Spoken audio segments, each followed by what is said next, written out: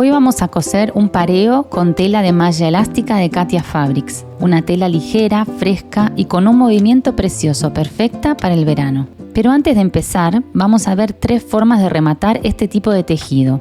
La primera opción es hacer un repulgo con máquina de coser. Ajusta la tensión del hilo entre 1 y 2 y selecciona una puntada zigzag con un largo de 0,1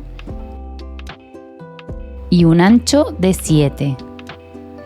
Utiliza un prensatelas de teflón que ayuda a que la tela deslice mejor y evita que se pegue o se deforme. Mientras coses, tira suavemente del hilo y verás cómo la tela se va ondulando. Ese efecto rizado es justamente el acabado que buscamos. La segunda opción es hacer un dobladillo.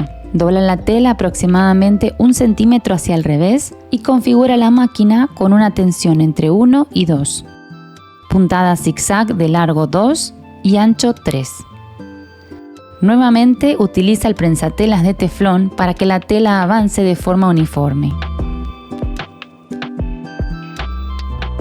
Y la tercera opción es utilizar una remalladora. Trabajamos con 3 hilos, usamos solo la aguja derecha, ajustada en 4. El áncora superior que está junto a la aguja lo ponemos en 3,5 y el áncora inferior en 7,5. Ajustamos el diferencial y la rueda de arrastre en posición R para conseguir ese efecto ondulado en la tela. El largo de puntada lo situamos entre 2 y F y la tensión en 1. Una vez vistas estas 3 opciones, ahora sí vamos a coser el pareo con el método que más te apetezca. Para coser el pareo vas a necesitar la tela de malla elástica de Katia Fabrics. Vamos a aprovechar todo el ancho de la tela y el largo lo puedes adaptar a tu gusto. Necesitas un cúter rotatorio y base de corte, prensatelas de teflón, aguja de punta de bola o aguja stretch de grosor 80, hilos, pinzas de costura, tijeras y cinta métrica. Lo primero es cortar el orillo para que el acabado quede limpio y más pulido.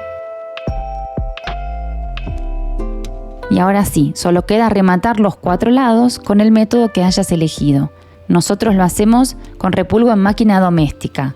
Vamos cosiendo todo el contorno y al llegar a las esquinas, cortamos el sobrante de hilo y continuamos por el siguiente lado.